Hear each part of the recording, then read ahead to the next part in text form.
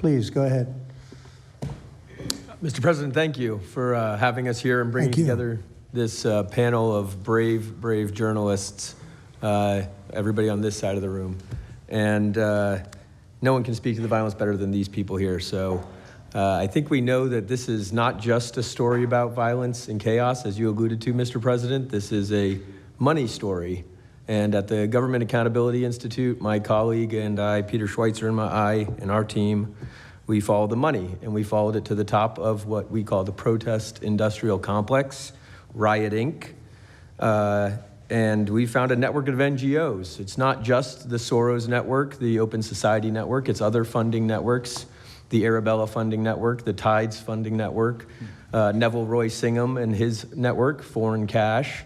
And it's also big left-wing funders. Some of them are not citizens of this country. Mr. Hans-Jörg Wyss of Switzerland.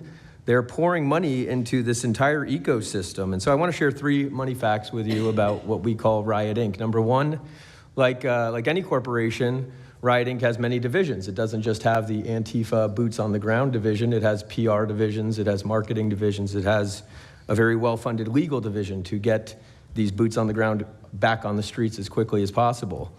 But it does have those investors that I mentioned. Number 2, we have identified dozens of radical organizations, not just the decentralized Antifa organizations, but dozens of radical organizations that have received more than $100 million from the Riot, Inc. investors. These would be the lawyer groups. These would be the groups that advocate for calling good, honest Americans fascists, et cetera. And then 3, I think the most shocking thing is that we have found that more than $100 million in U.S. taxpayer funding has flowed into these funding networks, including at least $4 million to these very groups themselves, not just Antifa types, but there was an event in Atlanta called Stop Cop City. Over 60 rioters were charged with domestic terrorism.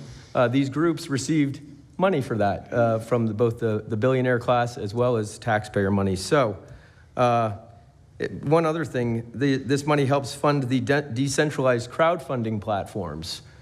These are ways that Antifa, the John Brown Gun Club of Elm Fork, which had links to that attack on the ICE facility, the Socialist Rifle Association, and just because they don't have LLCs or EIN numbers doesn't mean they can't get paid.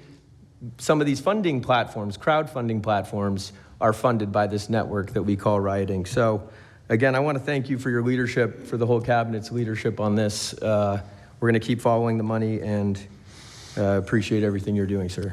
Do you know the name of any of the funders? Do you know the names? Because if you do, I'd like you to give them to Cash or Pam. Absolutely. Or Christy. Yeah, we'll do that. As soon as you can. That's all of you. Because you probably know the names after a certain period of time. You tend to find out. But these are people that do not have good intention for the country, and that's treasonous probably. So if you could, very important, if you could do that, it would be great. Nobody would know better than you. You'll figure it out. Thank you. Please.